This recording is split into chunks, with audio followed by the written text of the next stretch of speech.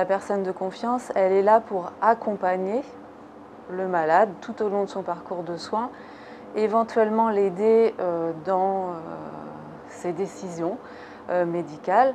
Donc en pratique, la personne de confiance, elle peut assister aux entretiens médicaux.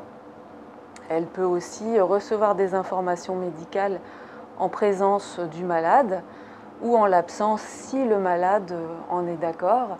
C'est important qu'on ait quelqu'un d'autre qui puisse entendre aussi, notamment le diagnostic médical, et qui puisse aussi nous redire après. Et puis dans l'autre sens, cette personne de confiance, elle peut être aussi notre voix, notre porte-parole, parce qu'on a une capacité à réagir et à parler qui est souvent difficile. L'autre rôle de la personne de confiance, c'est lorsque le malade n'est plus en capacité d'exprimer sa volonté, c'est de promouvoir ce qu'on appelle la volonté présumée du malade.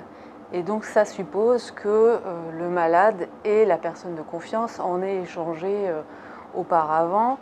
La personne de confiance est déjà importante dans le service de médecine polyvalente d'urgence. Là, ça l'est d'autant plus, comme on a des patients qui sont Covid, qui sont susceptibles d'être transférés en réanimation, d'être intubés, d'avoir des soins importants et de perdre, si en tout cas ils sont intubés ou d'être sédatés, de perdre leur capacité à s'exprimer.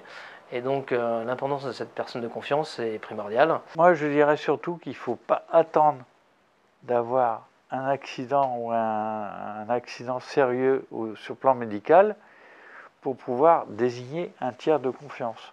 Et que du coup, c'est bien de pouvoir en parler avec la personne qu'on souhaite. La personne de confiance, si elle est désignée, elle doit consentir à sa désignation. Comme on accueille principalement des patients qui viennent des urgences, quand il arrive dans sa chambre, on a tout un panel de démarches administratives à effectuer lors de son accueil.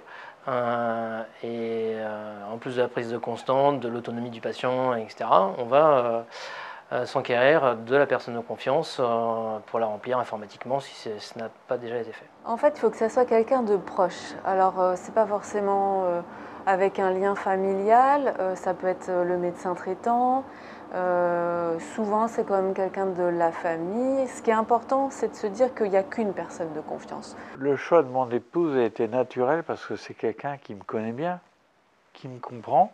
Je l'ai choisi parce que c'est la personne la mieux à même de s'exprimer pour moi. La personne de confiance, elle ne se substitue pas au malade.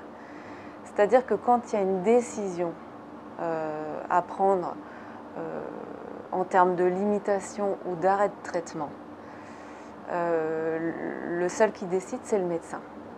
À l'issue d'une procédure collégiale, bien sûr, il ne décide pas tout seul, mais c'est le seul qui est responsable de la décision. Ce n'est pas la personne de confiance.